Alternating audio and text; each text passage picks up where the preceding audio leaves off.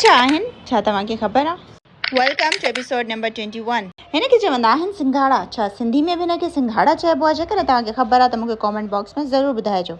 हिननि खे या त पाणी में बॉइल कबो आहे या त बाफ़ ते पचाइबो आहे। मां हिननि खे बाफ़ में थी पचायां। कंहिं बि देगिड़ी में तव्हां हिन तरीक़े सां कोई स्टैंड रखो, हुन में थोरो 2 गिलास पाणी विझी छॾियो ऐं जेके सिंघाड़ा असां वॉश कया हुननि खे कंहिं बि कपिड़े वारे तव्हां बैग में विझो जंहिंमां हवा क्रॉस करे सघे।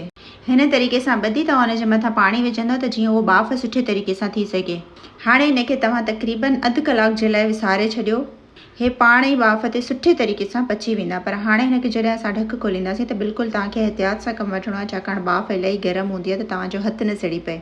हिन जी गंढ खोले मां 5 मिंटनि जे लाइ हिनखे छॾे ॾिनो त जीअं हिन जी बाफ़ थोरी घटि थिए ऐं ही तव्हां सुठे तरीक़े सां अंदरां ॻरी चुका आहिनि। काफ़ी माण्हू हिननि खे सादे तरीक़े सां खाईंदा आहिनि, काफ़ी हिननि जे मथां चाट मसालो या का बि चटणी वग़ैरह तव्हां हिन जे मथां विझी उहे बि खाई सघो था, पर मूंखे बिल्कुलु सादा वणंदा आहिनि। हिन जे लाइ मां हिननि खे बिल्कुलु सादो ई तरीक़े सां खाधो आहे। छुरी सां हिन तरीक़े सां तव्हां हिन जी खल लाहींदव त ई ॾिसंदव त अंदरां बिल्कुलु अच्छा आहिनि। खाइण में इलाही टेस्टी आहिनि ऐं हिन जा फ़ाइदा बि घणा आहिनि। रेसिपी सुठी लॻे त फॉलो करणु न विसारींदा।